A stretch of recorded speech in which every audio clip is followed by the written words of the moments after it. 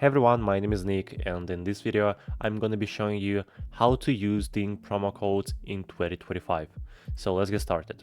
First of all, of course, you have to open up their official website, ding.com, and now you need to sign in to your account or just create a new one.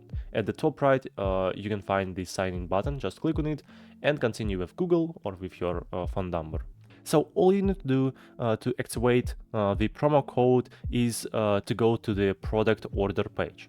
So to do it, just select the necessary type of product, for example, gift cards or top up.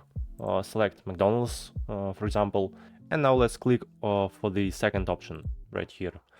And on this page, finally, we can activate our promo code.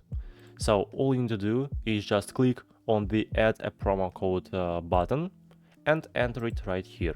So I have a cool promo code for new users. You can use it. Just type here new user 5 and now just click on the apply button to apply this promo code. Just wait a bit and that's all. Promo code applied to your top up. Then we can continue to payment. So it was a short video about how to use Ding promo codes. Hope it was helpful. Please don't forget to subscribe to my channel and like this video. Bye bye.